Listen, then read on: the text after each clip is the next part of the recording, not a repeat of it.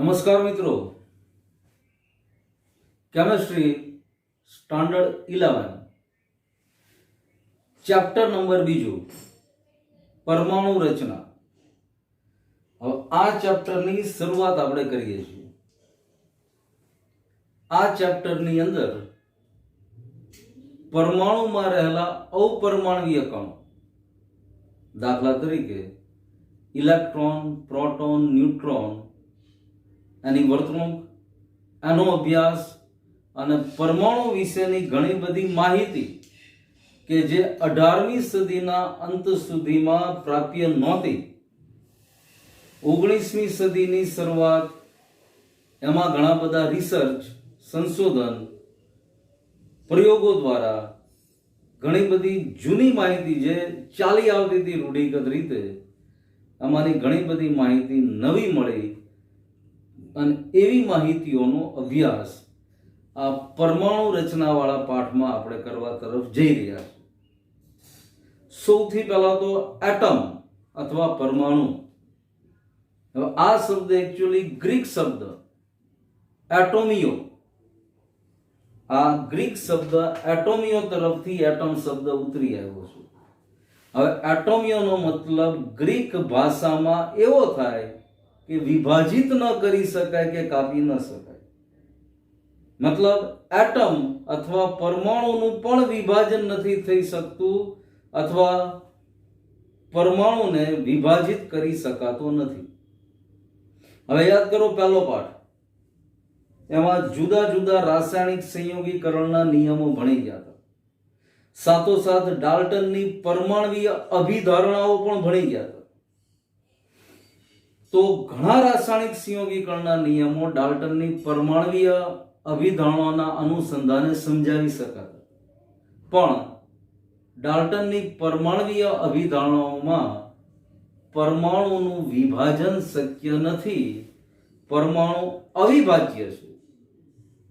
આ માન્યતા ઘણા બધા સમય સુધી ચાલી આવી, પણ પછીથી પ્રયોગોએ સિદ્ધ કરી આપ્યું કે પરમાણુનું પણ વિભાજન શક્ય છે અને પરિણામે પરમાણુમાં રહેલા અપરમાણવીય કણો, દાખલા તરીકે ઇલેક્ટ્રોન, પ્રોટોન, ન્યુટ્રોન, આ ત્રણ મૂળભૂત પરમાણવીય અવકણો ઉપરાંત મેઝોન, પોઝિટ્રોન વગેરે પણ પરમાણુમાં હાજર છે. પણ પરમાણુના બંધારણને મૂળભૂત રીતે સમજવા માટે, પરમાણુના ગુણધર્મોને સમજવા માટે, એની લાક્ષણિકતાઓને જાણવા માટે આ ત્રણ મૂળભૂત કણો ઇલેક્ટ્રોન, પ્રોટોન, ન્યુટ્રોન ખૂબ મહત્વનો ફાળો આપ્યો. અને આ ઇલેક્ટ્રોન, પ્રોટોન, ન્યુટ્રોન કેવી રીતે શોધાયા, કેવી રીતે ખબર પડી પરમાણુમાં ઇલેક્ટ્રોન, પ્રોટોન, ન્યુટ્રોન છે, ઇલેક્ટ્રોન પરમાણુમાં કેવી રીતે ગોઠવાયેલો છે, પ્રોટોન કેવી રીતે ગોઠવાયેલો છે, એ બધી માહિતી આપતો પાઠ અથવા લેસન ચેપ્ટર નંબર 2 છે. આ પરમાણુ રચનાવાળા ચેપ્ટરની અંદર ખૂબ જ મહત્વની માહિતી, જાણકારી આપણે મેળવવાના છે. ખૂબ જ અગત્યની અને ખૂબ ઇન્ટરેસ્ટિંગ અથવા મજા આવે એવું લેસન છે. આની અંદર જ્યાં રાસાયણિક સમીકરણો કે એવું નથી, ફિઝિકલ કેમેસ્ટ્રી જેવો, ફિઝિક્સ જેવો આખું લેસન છે. આમાં અમુક અંશે ફિઝિક્સનો પણ ભાગ આવશે. ફિઝિક્સમાં પણ આમાંથી તમે ઘણી બધી વસ્તુ ભણવાના છો, એ કદાચ અત્યાર સુધી ફિઝિક્સમાં ભણી પણ લીધું હશે, પણ આ આખા પાઠની અંદર ખૂબ જ ઇન્ટરેસ્ટિંગ વસ્તુ આપણી સામે આવવાની છે. હવે આ પાઠની શરૂઆતમાં જ આપણે સૌથી પહેલા કેથોડ કિરણો, કેથોડ નળી અને એની મદદથી કેવી રીતે ઇલેક્ટ્રોન શોધાણો એની ચર્ચા કરીએ છીએ. માઇકલ ફેરેડે વિદ્યુત ધ્રુવ અને એની મદદથી વિદ્યુતના અને રસાયણોના ઘણા પ્રયોગો કર્યા હતા. તમે પણ 10મા ધોરણમાં યાદ કરો, ધન ધ્રુવ અને ઋણ ધ્રુવ, અશુદ્ધ કોપરમાંથી શુદ્ધ કોપર મેળવવાની વિદ્યુત વિભાજન પદ્ધતિ ભણી ગયા હતા, કે જેમાં એક બાજુ ધન ધ્રુવ, બીજી બાજુ ઋણ ધ્રુવ, વચ્ચે વિદ્યુત વિભાજનનું દ્રાવણ અને ઇલેક્ટ્રિસિટી પસાર કરતા રાસાયણિક પ્રક્રિયા થઈ અશુદ્ધ કોપરમાંથી કોપર મળતો હતો. મતલબ વિદ્યુતની મદદથી આપણે રસાયણ મેળવ્યું હતું. હવે અહીંયા આવો જ વિદ્યુતનો ઉપયોગ કરવાનો છે, પણ રસાયણ મેળવવા નહીં. આ વિદ્યુતના ઉપયોગથી આપણે ઇલેક્ટ્રોનની હાજરી તપાસવાના છે. તો સૌથી પહેલા આ પાઠની અંદર અહીંયા મેં સૌથી પહેલો મુદ્દો અપરમાણ્વીય કણો લખ્યો છે, પણ આ બધા મુદ્દા ભણી લીધા પછી આપણે અપરમાણ્વીય કણોની ચર્ચા કરશું. પણ સૌથી પહેલા ઇલેક્ટ્રોનની શોધ અથવા ઇલેક્ટ્રોન કેવી રીતે શોધી શકાય, કેવી રીતના ખબર પડી કે ભાઈ ઇલેક્ટ્રોન આમાં હાજર છે, એની ચર્ચા કરીએ. તો એની માટે કેથોડ કિરણ વિભાર નળી અથવા આવા સાધનનો ઉપયોગ થયો. આ સાધનની આખી રચના સમજીએ તો આવી કાચની નળીની અંદર એક બાજુ ઋણ ધ્રુવ જેને કેથોડ કહેવાય અને બીજી બાજુ ધન ધ્રુવ જેને એનોડ કહેવાય, અને આ નળીની અંદર હવા શોષક પંપ દ્વારા શૂન્ય અવકાશ લાવી અને ઊંચા વોલ્ટેજ સાથે ખૂબ જ ઊંચું વીજ દબાણ દ્વારા અંદર વિદ્યુત પસાર કરવામાં આવે. હવે આ વિદ્યુત જેવું અંદર પસાર થાય એટલે ઋણ ધ્રુવથી, બરાબર સમજવું, ઋણ ધ્રુવથી ધન ધ્રુવ તરફ ચોક્કસ પ્રકારની એક કિરણાવલી ઉત્પન્ન થાય. આ કિરણાવલીને આપણે જોઈ શકતા નથી, પણ પહેલેથી જ સમજીએ. ચલો ને, પૂરતા વીજ દબાણના કારણે વિદ્યુત ધ્રુવો વચ્ચે વહેતો પ્રવાહ અહીંયા શૂન્યાવકાશ પંપ દ્વારા હવા શોષી ઊંચું વોલ્ટેજ આ નળીની અંદર પસાર કરવામાં આવે. આ નળીની અંદર એક બાજુ ઋણ ધ્રુવ છે, બીજી બાજુ ધન ધ્રુવ છે. તો જેવું ઊંચું વીજ દબાણ પસાર કરવામાં આવે, વિદ્યુત પસાર કરવામાં આવે, ત્યારે વિદ્યુત ધ્રુવો વચ્ચે વહેતો પ્રવાહ કેથોડથી એનોડ તરફ વહે છે. પરિણામે આ કિરણોને કેથોડ કિરણો તરીકે ઓળખાણ. અહીંયા જે કિરણાવલી મળી એ કેથોડ કિરણાવલી મળી. પહેલા આટલું જ સમજવું છે આપણે. આ સાધન આપણા ઘરે રહેલા ટેલિવિઝનમાં પણ આવી જ નળીનો ઉપયોગ થાય છે. ટેલિવિઝન આ જ નળીના સિદ્ધાંત ઉપર કાર્ય કરે છે.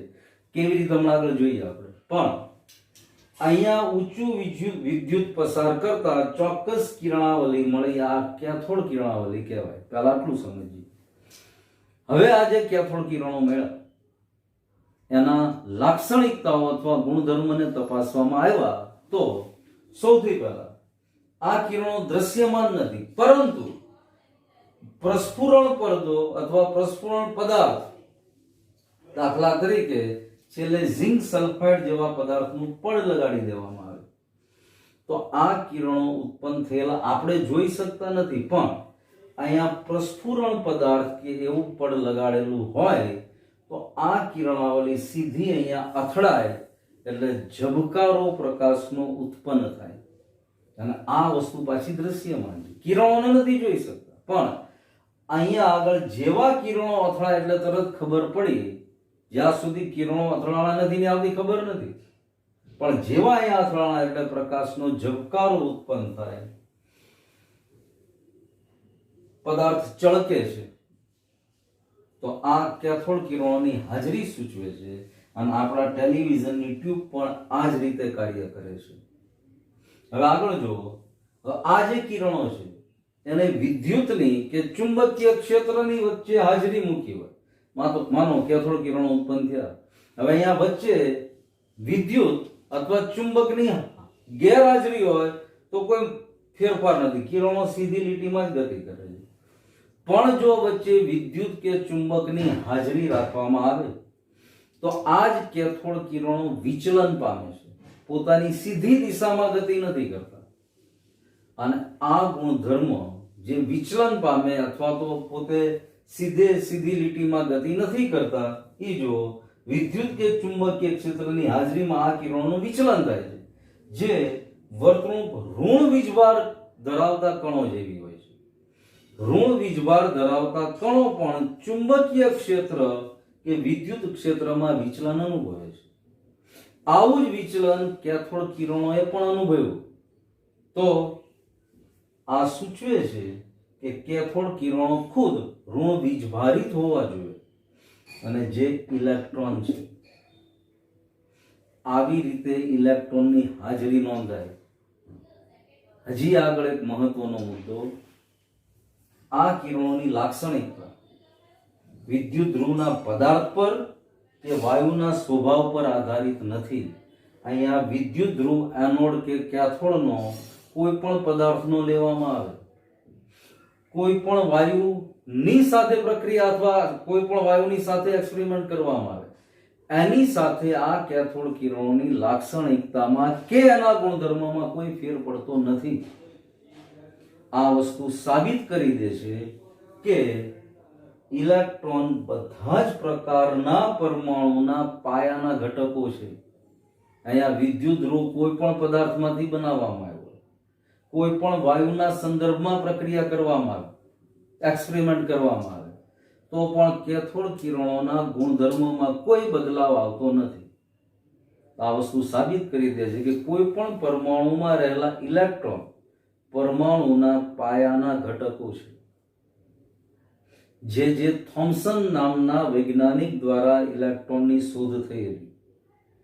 આવા પ્રયોગ માઇકલ ફેરેડે એ સમયના ઘણા બધા વૈજ્ઞાનિકો કર્યા હતા, પણ ઇલેક્ટ્રોનની શોધ કરવાનું બહુમાન જે થોમ્સન વૈજ્ઞાનિકના નામે છે.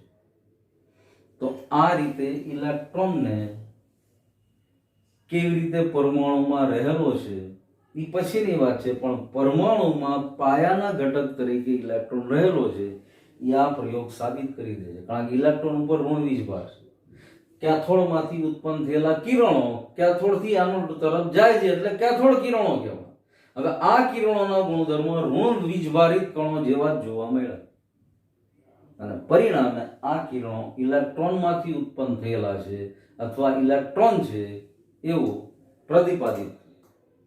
તો આ ઇલેક્ટ્રોનની શોધ અથવા ઇલેક્ટ્રોનની હાજરી કેથોડ કિરણોની મદદથી કેવી રીતે સમજાવી શકાય એ વસ્તુ છે. આખો પ્રશ્ન એવી રીતે બની શકે, કેથોડ વીજભાર નળીનું બંધારણ અથવા રચના સમજાવી, કેથોડ કિરણો કેવી રીતે ઉત્પન્ન કરવામાં આવ્યા અને કેથોડ કિરણોના ગુણધર્મો અથવા લાક્ષણિકતા શું છે તે સમજાવો.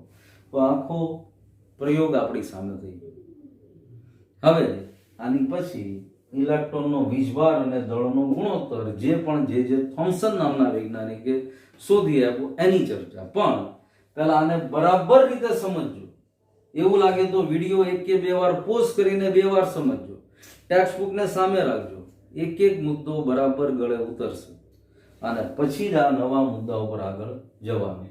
આકૃતિ પણ 2-3 વાર રફ નોટમાં દોરી નાખવાની, પછી બધું બાકી નોટમાં લખવાનું છે, પણ આકૃતિ દોરવાની પણ બરાબર પ્રેક્ટિસ કરવાની. આ જ આકૃતિ દોરવી છે. આકૃતિનું આખું બંધારણ જુઓ તો અહીંયા કેથોડ મતલબ ઋણ ધ્રુવ, અહીંયા એનોડ મતલબ ધન ધ્રુવ, આની પછી આખો પ્રસ્ફુરણ પડ અથવા પડઘો, અહીંયા ઊંચું વોલ્ટેજ, અહીંયા શૂન્ય અવકાશ પંપ કે જેની મદદથી અંદરની હવા શોષી શકાય. હવે જેવા અહીંથી કિરણો ઉત્પન્ન થયા, પસાર થયા, એનોડ તરફ આવ્યા અને પ્રસ્ફુરણ પડ ઉપર અથડાણા એટલે ઝબકારો અથવા પ્રકાશ ઉત્પન્ન થયો, ચળક્યો આ તેજસ્વી બન્યું. જાણે કેથોડ કિરણોની હાજરી સૂચવી દીધી. અને પછી કેથોડ કિરણોના ગુણધર્મો તપાસવામાં આવ્યા તો આ ગુણધર્મ ઋણ વીજભારિત કણો જેવા જ જોવા મળ્યા. મતલબ ઇલેક્ટ્રોનની હાજરી પાકી થઈ. અને છેલ્લો ખાસ મુદ્દો, કોઈ પણ વાયુનો સ્વભાવ કે એનોડ કે કેથોડ મતલબ વિદ્યુત ધ્રુવોનો કોઈ પણ પદાર્થ, એની ઉપર કેથોડ કિરણોની લાક્ષણિકતામાં કોઈ ચેન્જ કે બદલાવ આવતો નથી. મતલબ બધા જ પ્રકારના પરમાણુના પાયાના ઘટકો ઇલેક્ટ્રોન છે. તો આની પછી ઇલેક્ટ્રોનનો વીજભાર અને દળનો ગુણોત્તર આને સમજીએ છીએ.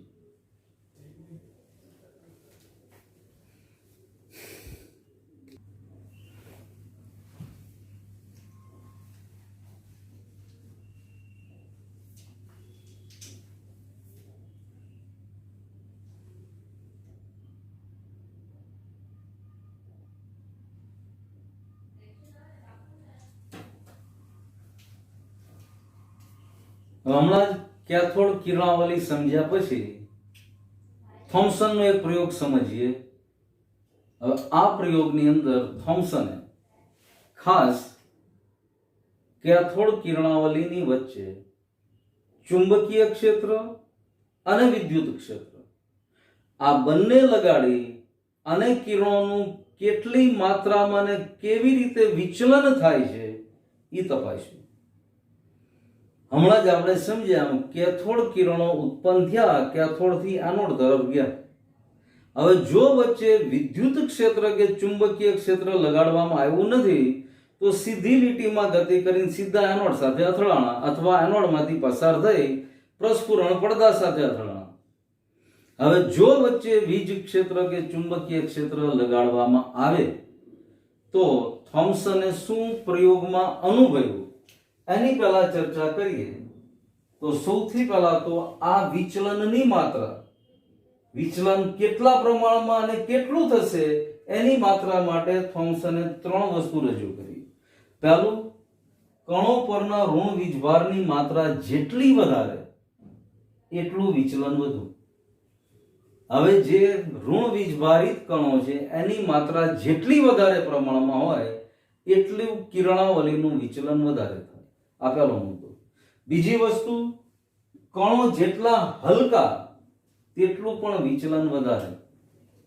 હવે કણો વધારે પણ પ્રમાણમાં હલકા હોય તો વધારે વિચલન, એની કરતા વધારે હલકા ન હોય, થોડા વજન વાળા તો વિચલન ઓછું.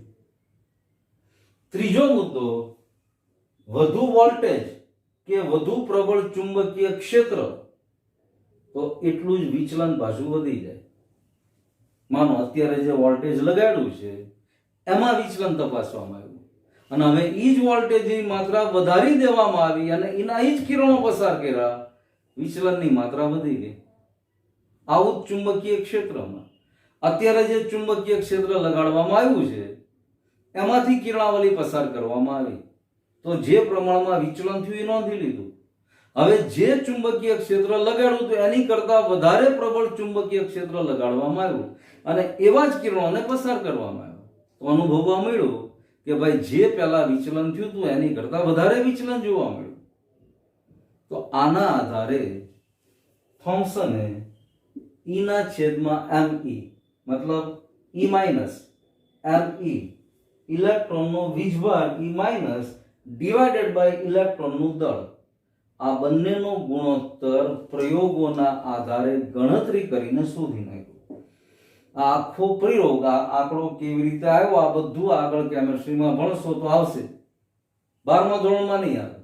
પણ એની પછી આગળ બાય ચાન્સ કેમિસ્ટ્રીમાં ગયા અને ભણ્યા તો આખી વસ્તુ ડિટેલમાં ભણવાની હશે. પણ અત્યારે આપણે આ ગુણોત્તર મહત્વનો છે કે શું આંકડો મળ્યો થોમ્સનને. પણ એક વસ્તુ પહેલા બરાબર સમજીએ. માનો આ આખી કિરણાવલી મળી, હવે અહીંયા આગળ જો વિદ્યુત ક્ષેત્ર લગાડવામાં આવ્યું હોય તો માનો આ બિંદુ ઉપર કિરણાવલી વિચલન થઈને ગઈ. હવે આ વીજ ક્ષેત્રની હાજરી, હવે એની બદલે જો ચુંબકીય ક્ષેત્ર લગાડવામાં આવ્યું હોય તો માનો કિરણો સી પોઈન્ટ ઉપર ગયા. આ ચુંબકીય ક્ષેત્રની હાજરી, વીજ ક્ષેત્રની હાજરીમાં વિચલન થઈને એ પોઈન્ટ ઉપર ગયા, ચુંબકીય ક્ષેત્રની માત્ર હાજરી તો આ પોઈન્ટ ઉપર ગયા. હવે બરાબર સમજો, હવે બંનેનું સમતોલિત વસ્તુ, ચુંબકીય ક્ષેત્ર અને વીજ ક્ષેત્ર બંનેની હાજરી પણ બેલેન્સ હાજરી, તો આ કિરણો વિચલન પામ્યા સિવાય બી બિંદુ ઉપર જ ગયા.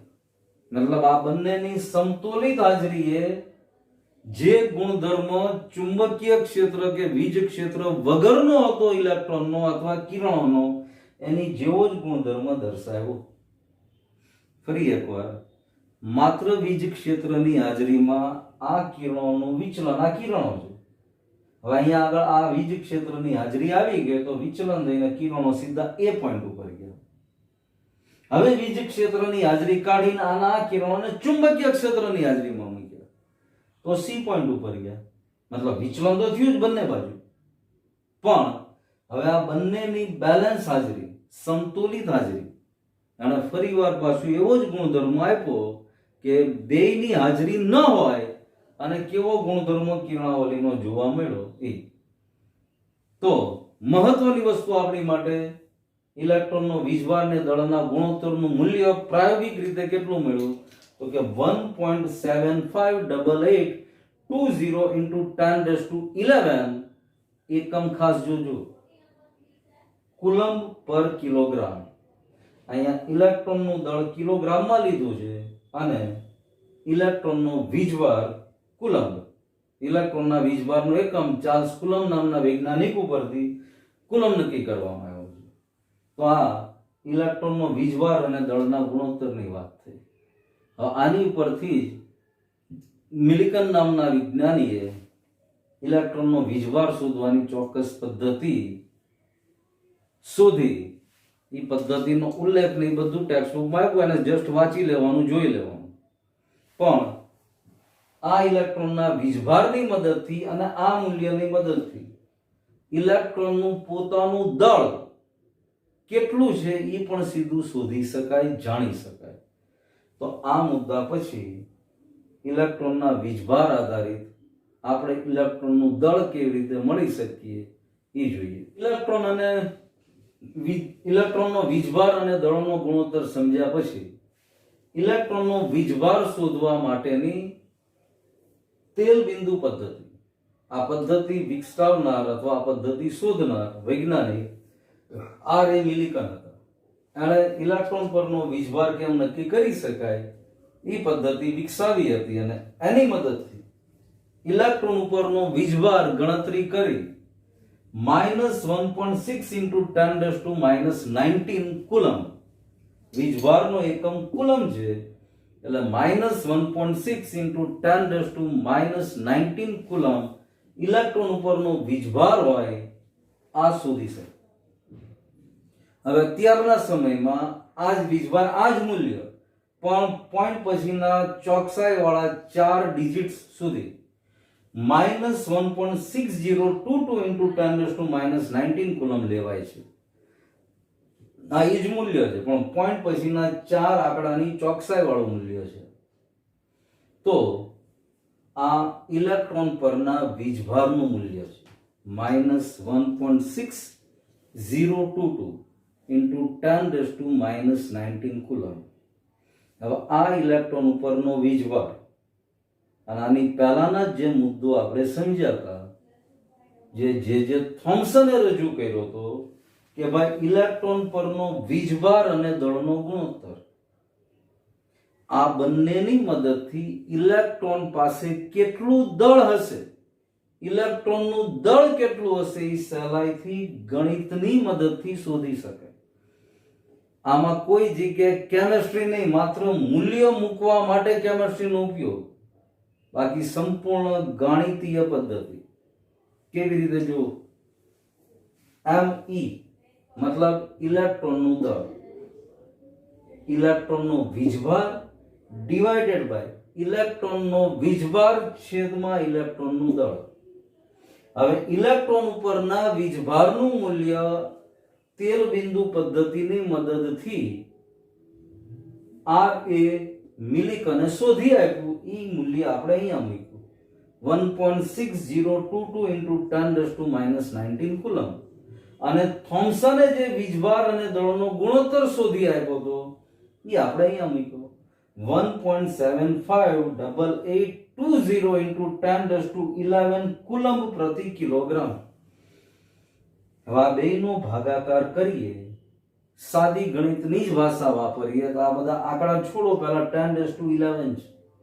હવે આ 10⁻11 ને છેદમાંથી અંશમાં લઈ જઈએ એટલે માઇનસ બની જવાનું અને આ બેનો ભાગાકાર કરો.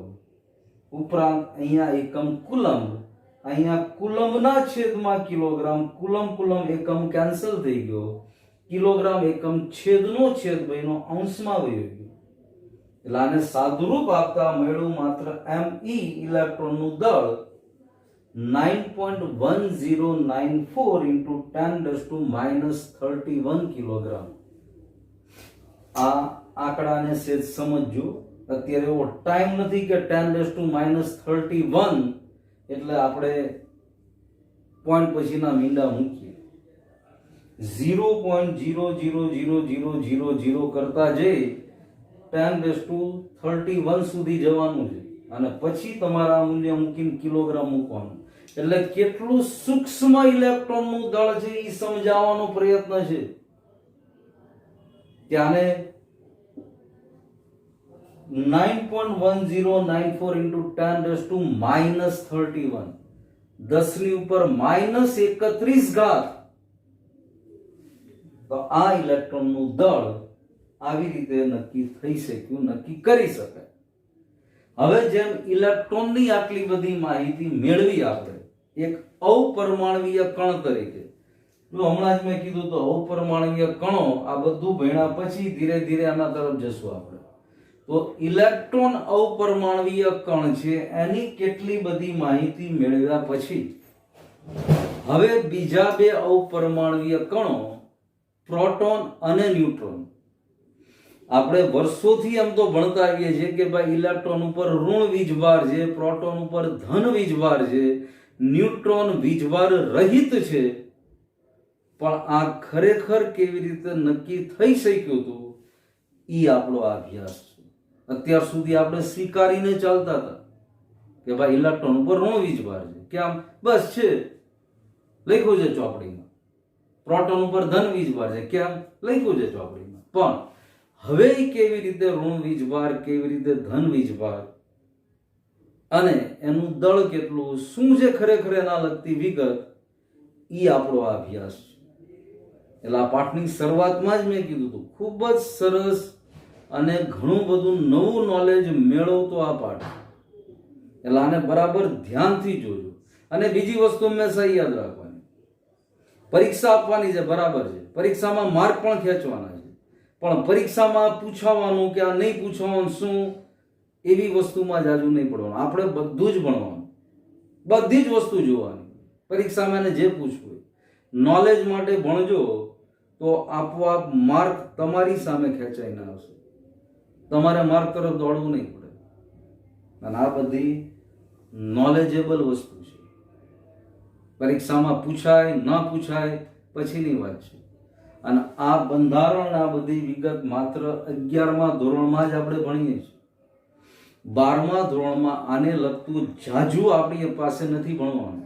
એ આગળ ઉપર કેમેસ્ટ્રીમાં કોલેજમાં જશો તો ભણશો, પણ 11th ને ધ્યાનમાં રાખીને જ પરમાણુ રચનાની ઘણી બધી બાબત 11મા ધોરણમાં જ ચર્ચવામાં આવી છે. તો હવે પ્રોટોન અને ન્યુટ્રોનની શોધ વિશે થોડીક બાબત, એને ઇલેક્ટ્રોનની જેમ વિસ્તૃત નથી આપ્યું, થોડાક મુદ્દામાં સમાવી અને સમજાવી દેવામાં આવ્યું છે કે આ પ્રોટોન અને ન્યુટ્રોન, એની ચર્ચા કરી.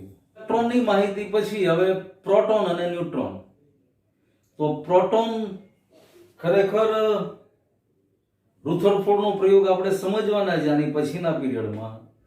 એમાં પ્રોટોન વિશેની બાબત થોડીક વધારે સારી રીતે સ્પષ્ટ થશે. પણ અહીંયા જે વસ્તુ આપણે ચર્ચા કરીએ છીએ તો એમાં પહેલી જ વસ્તુ, તમે પહેલું જ વાક્ય જુઓ તો જે કેથોડ નળી છે તો એમાં ફેરફાર કરવામાં આવ્યો. તો ફેરફાર વાળી કેથોડ નળી એમાં ઓલાની જેવો જ પ્રયોગ, વિદ્યુત વિભારની મદદથી ધન વીજભાર વાળા કણોની શોધ થઈ.